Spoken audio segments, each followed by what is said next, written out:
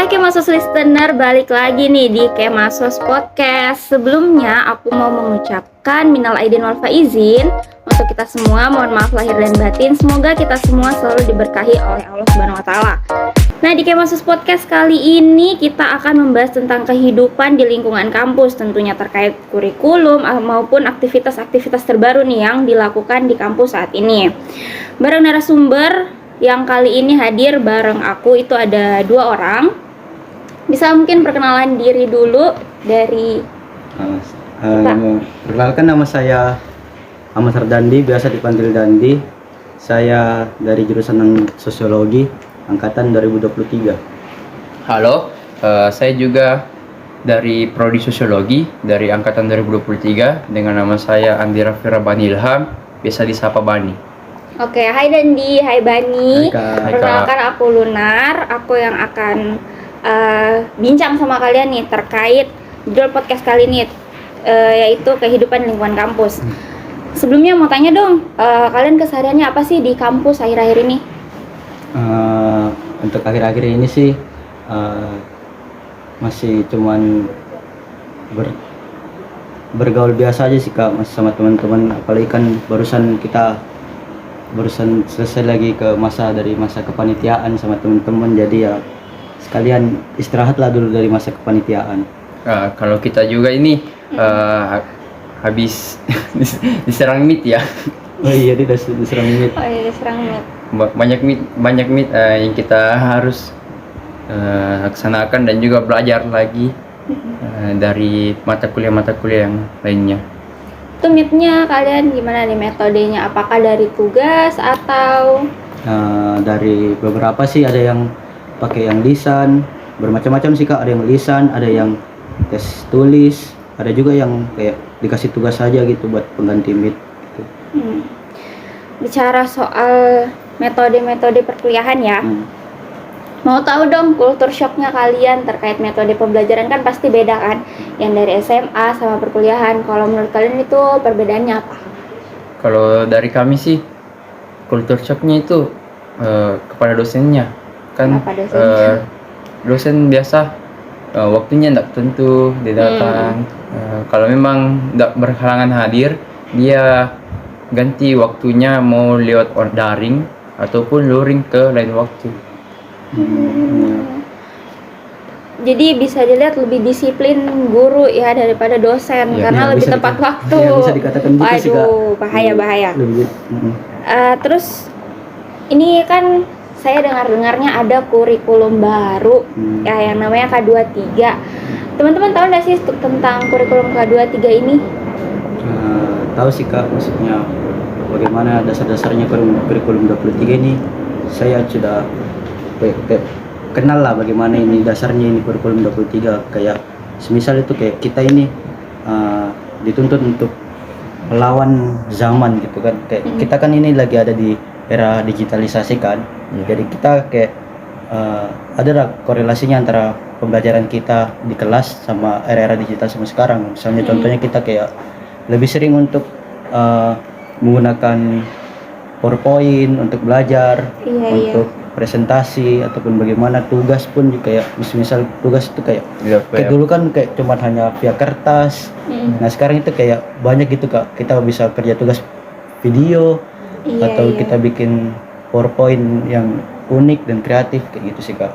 Iya, berarti dia kegiatan di kelas dia lebih ke ini ya, student center learning yang dia lebih mengharuskan mahasiswa untuk aktif dalam kelas gitu ya. Iya, kalau menurut kalian apa sih kekurangan dan kelebihan dari kurikulum K23 ini? Nah, kalau dari kelebihannya kita bisa dapatkan bagaimana di mana kita dalam sekelas bukan hanya satu prodi kita, tetapi kita dapatkan yang gabungan. Misalkan di semester 1 ada itu namanya semua prodi di satu fakultas itu digabung dalam sekelas, jadi memudahkan kita berinteraksi sesama fakultas, tapi tidak dibedakan bagaimana cara belajar kita ini, dan semua mata pelajaran kita pelajari semua dari politik dan lain-lain. Berarti wawasannya lebih luas lagi ya, karena kan dia mempelajari dari 7 jurusan berarti Iya. kan. Ya. Kalau dari kekurangannya sendiri itu Kalau bagaimana? kekurangannya yang saya rasakan terhadap itu yang student center learning itu Mm-mm. kayak kurangnya partisipasinya dosen untuk waktu saat Iya, mata pelajaran gitu. Kayak sering saya dapat itu kayak kita misal kita diberikan waktu ini untuk dari dosen kan buat untuk diskusi bersama. Kita itu sering kayak hasil dari diskusi kita ini kita masih meraba-raba hasilnya bagaimana. Sedangkan kayak dosen itu cuman kayak dia cuman menikmati kita lihat kita diskusi sama-sama, tapi dia tidak kayak apa ya, kayak dia cuman ambil finishingnya saja gitu, kayak kalian itu lagi gini ini hasilnya, kuncinya tuh ini kayak gitu. Kayak kita itu diberikan waktu lebih Kayak luas. kesimpulan ya. Iya, dosen tuh cuman hanya kasih kayak kesimpulannya aja, hasilnya dari diskusi itu apa begitu. Tapi tidak menutup kemungkinan semua dosen sama. Iya. Cuman ada didapat dosen beberapa seperti dosen begitu. yang seperti Iya. itu ya. Iya. Jadi yang seharusnya student center learning ini memberikan keaktifan ke kita untuk saling bertukar pemikiran dengan dosen, malah ada dosen-dosen yang beberapa oknum dosen lah Iya, ya kayak yang gitulah. menggunakan hal tersebut untuk mempermudah metode mengajarnya. Jadi dianya enak, kaliannya dianggap Ya, dapat kayak ilmu gitu. padahal sebenarnya Kayak tidak kita- dapat pertukaran ilmu. Kayak Iya. kita dibebani gitu kan, kayak kita Iya. harus Aktif. paham dan memberi paham teman-teman kita kayak Iya, gitu. terus dia nggak kasih feedback balik. Nah, ya, Ya, kayak itu gitu. kekurangannya ya dari dosennya sendiri.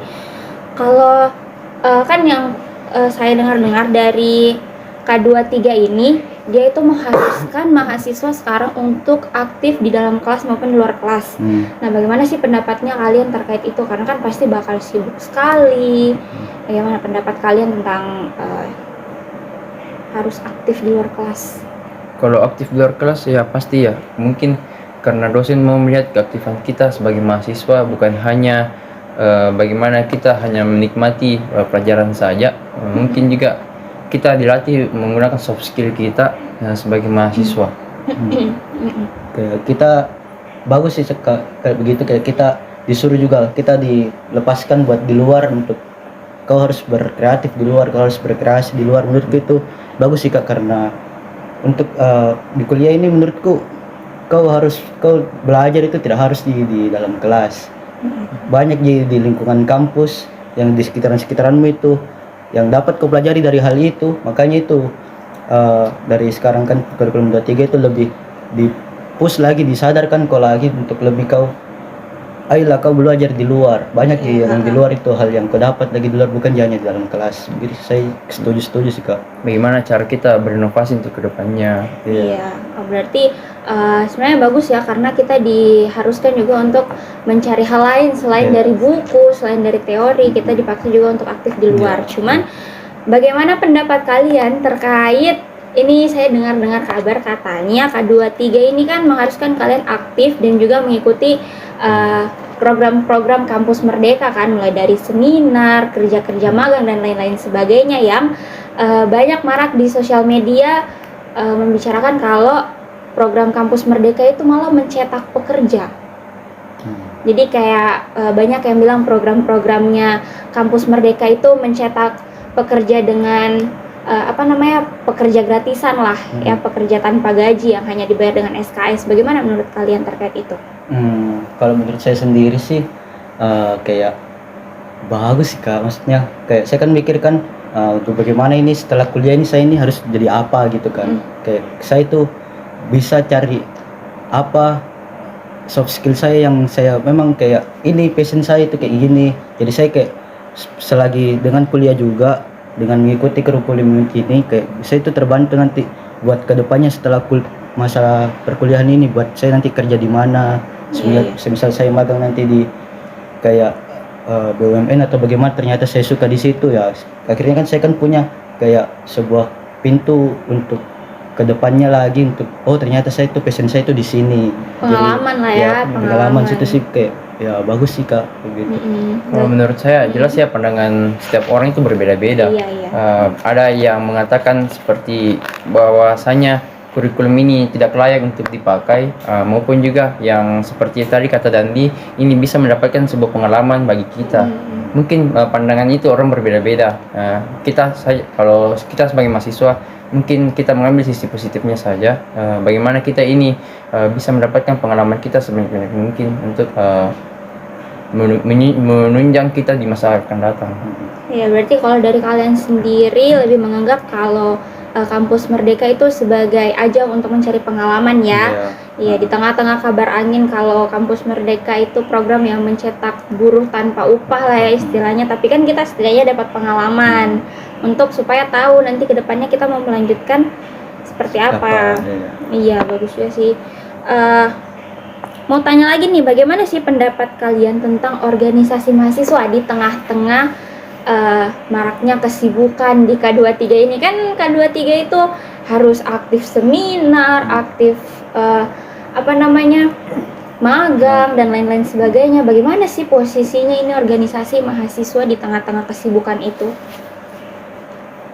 Kalau saya sih apa yang saya rasakan sekarang kan sebagai masih maba-mabanya kan masih fresh-freshnya masuk kuliah, dengan adanya ini saya ikuti ini salah satu ormawa di sini, kayak saya rasa saya itu lebih bisa dapat lebih cepat untuk mengenali lingkungan kampus kan.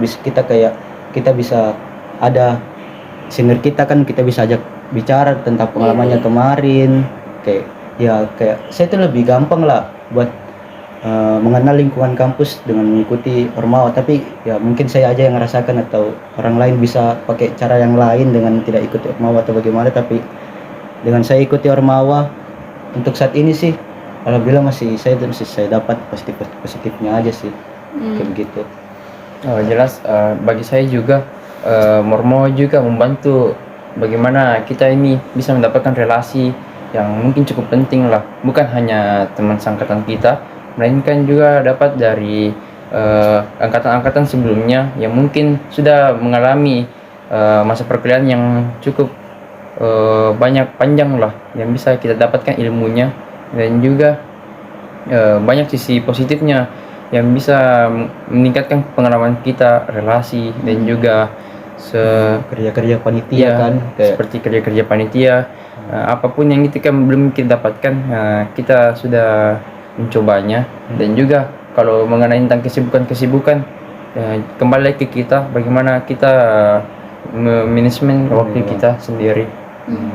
Kayak banyak sih yang bisa didapat juga di ormawa aslinya. Kalau kita memang gunakan itu satu wadah itu dengan baik, itu ya kita bisa berkreasi, berinovasi di ormawa ini, karena kita di ormawa ini kita tidak dipaksa untuk dibentuk sebagaimana maunya ini ormawa, tapi kita lah yang membentuk ormawa ini. Bagaimana di dalamnya itu kita yang bentuk. Jadi ya kita bisa belajar bersama, kayak kita bisa berkreasi sama-sama, kreatif sama-sama.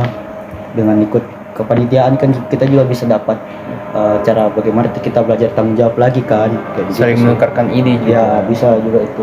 Iya, berarti baik dari segi ormawa maupun kegiatan-kegiatan di luar seperti kampus Merdeka dan lain-lain sebagainya itu punya peranannya masing-masing ya buat kita sebagai mahasiswa. Gitu. Kayak ormawa juga yang ada salah satu senior yang pernah bilang, kalau kamu mau cari pertemanan, kamu mau cari jati diri, kamu gabung ormawa. Tapi kalau kamu mau cari pengalaman, bisa juga cari di luar dan sama-sama belajar lagi di ormawa. Bagaimana pendapat kalian nih? Ada isu yang baru yang masih hangat tentang PKMR. Kalau kalian lihat Instagram kemarin sedang ribut-ribut soal PKMR, ya kan yang memperjualbelikan ini ya praktik baru-baru ini kan. Iya, praktik ini kan ada SKS yang kayak praktik lapang dan itu harus dibayar, dan kan di jurusan kita juga ada kan terkait itu kan, praktik turun lapangan yang harus dibayar dengan sejumlah uang. Bagaimana sih menurut pendapat kalian? Kalau menurut pendapat saya sih kayak apa ya? Kayak kita ini juga kayak kaget sih pastikan dengar kayak kita ini sudah bayar UKT.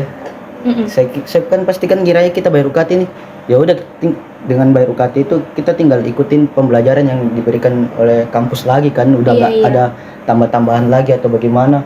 Dengan itu apalagi harganya kan kayak 350 kan nggak salah kan, apa nggak betul. Siapa yang nggak keberatan kan untuk ikut begituan, apalagi itu kayak kita itu secara tidak langsung dipaksa ikut buat begituan, dipaksa untuk bayar begituan, karena setahu saya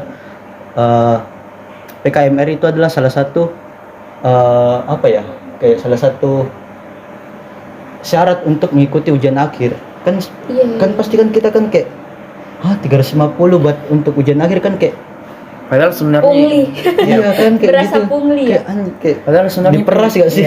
Padahal sebenarnya pendidikan itu gratis loh. Nah iyalah, kalau Iya. pendidikan gratis kan. Sudah UKT mahal, ngapain lagi kita bayar itu? Nah, Iya, apalagi kan saya sempat baca-baca terkait UKT kan uang kuliah tunggal ya, yang dimana UKT itu sebenarnya dikeluarkan sama pemerintah untuk meringankan beban kuliah. Iya. Jadi semua biaya mulai dari fasilitas, uang buku dan lain-lain sebagainya itu include di UKT sekaligus kan, makanya ada akumulasinya, dia golongan 1, golongan 2, tapi ternyata masih bayar. Bahkan di jurusan kita pun itu setahu aku bayar ya, iya. untuk yang mungkin turun lapangannya ya mungkin itu. kita nggak terlalu kayak nggak terlalu kayak yang di sebelah kan, karena kan Iya, kalau karena kan dilihat di sebelah mahal dari sekali. mahal sekali kan, kita kan kayak 150 Iya, 150 tapi kan ya 150. pasti kayak ada unek-unek kan kayak Iya. ini bayar lagi 150 padahal udah bayar UKT. Pasti untuk anak-anak KIP berasa kan ya, Iya.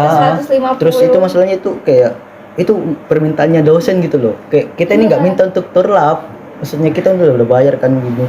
Tapi dosen malah minta kita turlap, terus minta kita dimintain uangnya juga kayak. Iya, Ada karena gimana?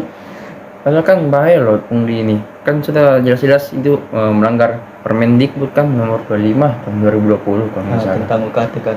Iya, UKT. Bagaimana dalamnya itu sudah masuk semua, bagaimana pendidikan situ seperti turlap. Iya, kayak apa meskipun dari apa pembelajaran mandiri itu udah termasuk di UKT kalau nggak salah, di nomor 4-nya atau nomor 5-nya itu. Kayak ya itu kayak kita juga kaget kan, kayak kok disuruh bayar lagi ya atau bagaimana.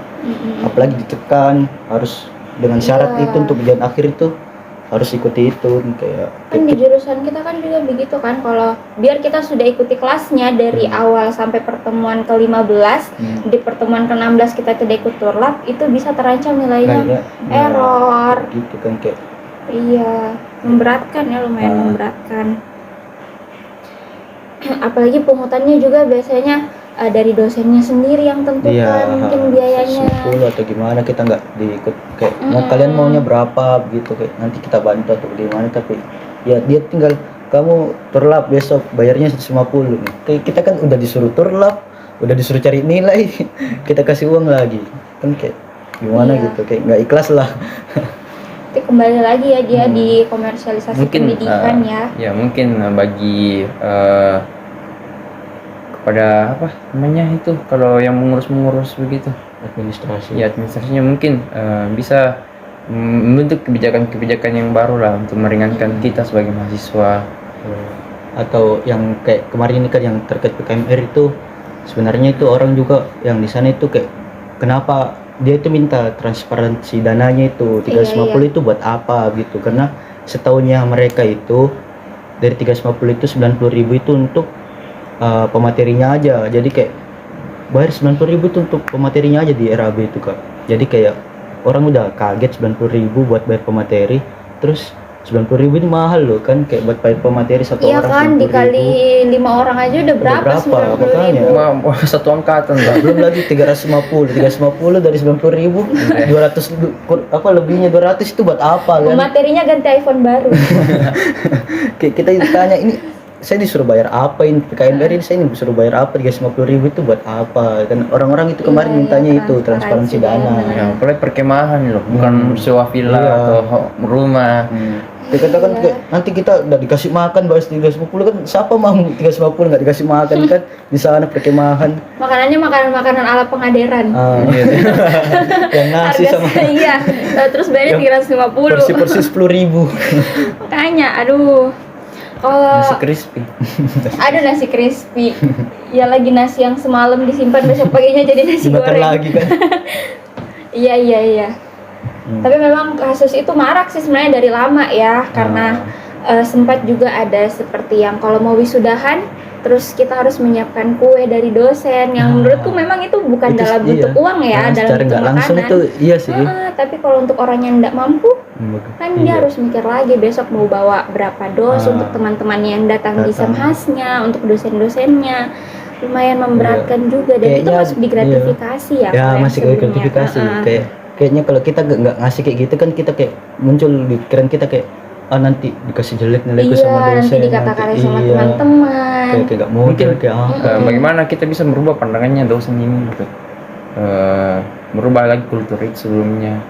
Untuk nggak kasih Iya. gituan. Iya Kayaknya sih, sebenarnya dari kesadarannya kita, sebenarnya dari kemampuan kita sama keberanian sih. keberanian sih, iya, kayak- Keberanian untuk ini. tapi sejauh ini sih setauku kayak nggak ada sih orang yang berani kayak gitu Ah kan. iya sih. Pasti dipaksain semua kayak gitu. Jadi demi untuk penunjang lulus Iya, kan. penunjang lulusnya. Iya. Pasti pada takut kan sama dosen, karena sempat tuh kemarin yang pas Kemasus Exhibition itu pernah ada tulisan dari salah satu anggota Kemasus tentang mau bicara kotor takut nilai error. Dia mau komen-komen soal isu-isu kampus, mau Oh. marah-marah soal jadwal yang dipindah, Iya. pungli ini itu, tapi takut nilainya error kan. Pasti Iya. kita semua juga akan merasakan hal yang seperti itu. Mungkin karena takutnya tidak akan adanya kebebasan berekspresi kan. Iya. Ya, kita nggak dikasih kebebasan kan, Iya. padahal kan kita ini Pendapat kan. siswa kan, pasti kita Mm-mm. kayak harus kita menjelajah kemana-mana, terus harus kita bebas sih, kita berkreasi mau bagaimana, yang penting tahu aturannya aja sih, kayak batasannya memang ada, batasannya emang ada, tapi nggak sedang kali itu batasannya. Iya, Yang saya rasa ini batasannya itu udah semakin turun lagi batasannya, kayak kita udah kayak ditahan lo 1 sampai 10, udah kamu sampai 5 aja, nggak usah sampai 10. Iya, kayak gitu dari Salbi ya. Dosen kan juga pernah menjadi mahasiswa kan. Kan Mereka makhluk jajahan yang ingin menjajah. iya sih. Sama-sama Iya. loh. Ya, jadi sebenarnya kasus ini sudah lama terjadi di jurusan-jurusan lain, cuman kali ini memang dia karena biayanya besar, jadi kasusnya membooming ya. Ya, semoga semangat terus buat teman-teman yang sedang mengawal kasus PKMR ini. Iya. Semoga diberikan titik terang Heeh. dan juga diberikan kemudahan, dan semoga bisa keluar kebijakan-kebijakan baru ya terkait pemungutan biaya untuk uang turun lapangan Iya, ini. semoga ketemulah jalan tengahnya kan buat Iya. mereka sama pihak fakultasnya sama pihak mahasiswanya, bisa temuin jalan tengahnya gimana kan. Selain kasus PKMR ini, kalian pernah nggak sih jalan-jalan ke ini WC Departemen Sosiologi? Iya, Oh, baru- iya. Dan barusan- di situ barusan ada tuh tempelan-tempelan tentang kekerasan Kekerasan seksual seksual, yang iya lagi sih. marak. Ya. Bagaimana menurut kalian ini? Kekerasan seksual kok bisa sih terjadi di lingkungan Lingkungan kampus. kampus yang berlatar belakang akademik? Bagaimana menurut kalian? Saya rasa sih kayak apa ya, kayak kita sebagai mahasiswa yang bebas itu lebih takut lagi buat bebas lagi gitu, kayak kita udah nggak ada percaya lagi sama dosen yang maksudnya kayak udah nggak percaya lagi lah sama orang yang kita tidak temukan rasa aman di kampus, padahal Iya. kita mungkin sebagai mahasiswa ini meluangkan waktu itu pasti kan lebih banyak di kampus lah, pasti kan kita bahas tentang ikut pembelajaran, kerja tugas di kampus, beraktivitas di kampus, di organisasi di kampus, kayak dengan kita, apalagi teman-teman perempuan kita kan yang Iya. merasakan yang kena kekerasan seksual itu, kayak pasti kayak Merasa was-was gitu iya, ya, tidak aman akan tidak aman lah dengan di lingkungan kehidupan. kampus ini, padahal kayak separuh hidupnya itu udah di kampus lah. Iya. Kan Bagaimana? itu sangat Seharusnya juga sebagai mungkin kita sebagai warga kampus kan atau apapun itu perlu menjaga nilai-nilai moral kita juga. Iya. Bagaimana kita beraktivitas yang memang sewajarnya sebagai manusia. aja. Heeh. Tidaklah mungkin nggak tahu ya kalau orang berbuat begitu, oknum begitu, maksudnya apa? Mungkin karena faktor dari kesehatannya kah atau memang Iya kan, atau agak lain emang. agak lah. Perlunya adalah penambahan nilai-nilai moral sikapnya. Terus juga kan udah ada kekerasan seksual itu, saya tuh cuma tahunya kalau ada kekerasan seksual, terus saya nggak tahu bagaimana penyelesaian akhirnya tentang kekerasan seksual Iya, itu. transparansi ya terkait maksudnya kasusnya. diselesaikannya ini dengan cara apa? Iya. Si pelaku ini diapain? Efek jerahnya seperti itu apa? Kayak kita kan Iya. tidak tahu lah, kayak kita kayak saya ini kayak merasa kayak adanya kekerasan seksual di kampus kayak ini orang yang pelaku ini kayak nggak dikasih efek jerah. Kagak ada konsekuensinya. Iya, nggak ada konsekuensi yang didapat dari pelaku ini. Jadi kayak kita kayak Seharusnya mungkin dari pihak kampus mengambil tindakan yang tegas kasih kan Iya, diberhentikan iya. atau apa, karena menurutku itu pelaku kekerasan seksual bukan manusia sih. Iya. Maksudnya kayak apa ya? dan pihak kampus mungkin juga nggak boleh ditutupin lah kasus ini. Iya, tapi mungkin nggak mungkin sih, ya pasti mungkin nama ditutupin baiknya. sih. Tapi Iya, setidaknya iya, warga tapi semua setidaknya mahasiswa yang mahasiswa di tahu sini lah, harus karena tahu lah. tahu bagaimana Keputusan tindak tegasnya kan yang Iya, menurut ditindaklanjutinya itu bagaimana, ini si pelaku ini bagaimana. karena kan di kampus juga ada komite anti kekerasan seksual kan. Kita cuma mau tahu bagaimana dosen-dosen, bagaimana petinggi-petinggi kampus itu mengatasi masalah ini kan, supaya efek jerahnya seperti apa, supaya orang-orang lain juga jadi terfikirkan, oh ternyata ini efeknya kalau saya melakukanlah hal-hal seperti itu. Dan sebenarnya itu tidak menurunkan ini sih nama baik kampus, justru bisa menaikkan nama baik kampus ketika dia mengambil tindak tegas untuk hal tersebut ya. Untuk kita sih emang bisa dapatnya, tapi kan pikiran para orang-orang di atas ini kan pasti kan dia takut kan. Iya, takut Begitu. nama lagi tercemar kan. Dia nggak mikirin orang yang bakal mikir positif tentang hal ini. Pasti yang orang atas dia pasti mikir, nanti nggak ada yang mau masuk di kampusku atau gimana. Marak pelecehan. Ya, karena mungkin. maraknya kekerasan seksual ini, alangkah bagusnya itu kemarin kan adanya diadakan sosialisasi dan pembinaan tentang kekerasan seksual ini. Iya. Nah, yang kemarin kan ada juga yang di fakultas ya, Sastra. yang kemarin yang di aula Prof. Di Prof Syukur. Iya, Prof. yang Syukur. divisip. Yang divisip kan itu ada pembinaan. Nah, di situ kita diajarkan bagaimana kita mengatasi akan bagaimana kita bisa menghindari bagaimana kekerasan seksual ini. Dan bagaimana kita cara menanggapi kalau kita sebagai korban. seksual. Iya. Nah, harusnya semua warga semua lah, bukan hanya mahasiswa yang tahu bagaimana caranya pembinaan ini dan sosialisasi ini supaya menghindari lah kan ada yang seksual baru yang lain. Dan buat korban yang jadi kekerasan seksual ini nggak usah malu lah, jangan merasa kalau kamu itu korban tuh, kamu itu aibnya itu kamu. Tapi janganlah kamu merasa kayak gitu ya. Kamu kalau kena kayak gitu korban kekerasan seksual ya kamu speak up aja, nggak apa-apa. Kayak maksudnya nggak salah gitu. Kau bilang ke begitu, nggak usah malu kalau kau harus habis kasih begini atau apa. Anda karena kau berarti kau tunjukkan itu kalau kau jadi korban bahwa kau berani untuk melawan itu. Jangan kau merasa ditindas, kau takut akan itu Kamu orang itu. tidaklah kotor lah, dianggap sebagai manusia kotor. Kan dia sebagai korban korban. kan. Ya mungkin sosialisasi terkait kekerasan seksual itu harus lebih menyeluruh lagi ya di seluruh lingkup kampus, karena mungkin hanya ada beberapa golongan orang yang mendapatkan edukasi tentang itu. Jadi tidak secara menyeluruh. Sedangkan akhir-akhir ini mungkin isu tentang kekerasan seksual di kampus itu sudah dari lama, tapi akhir-akhir ini yang mungkin paling marak terjadi sampai booming pamfletnya di mana-mana, hashtagnya juga di Instagram lumayan. Jadi kayak juga kita juga yang melihat yang sebagai korban, teman kita misalnya ada yang jadi korban kayak gitu, kita juga jangan kayak menjauhi teman itu, malah kau cap it jelek, it kotor itu orang, janganlah. Itu makin kau kasih hancur di temanmu lagi. Mentalitinya juga kan beda-beda. Justru peran kita untuk melindungi dia, lebih protek lagi ke dia, membuat dia merasa aman lagi, dan merasa kita juga nyaman. dan kita juga harus lebih peka lah terhadap sekitar tak. Kalau ketika ada teman tak yang dilecehkan kah, dikasih kekerasan seksual kah, kita harus lebih peka untuk jaga itu orang. Jangan takut lah, meskipun si pelaku itu dosen atau apa kayak oknum lah. Iya, oknum-oknum ya. Orang-orang kayak gitu bukan orang sih. Yang bejat. Pelaku bejat anjing. Yang nggak manusiawi. Iya, nggak manusia gitu. Akal pendek kan. Akal pendek, iya. Mementingkan hasrat.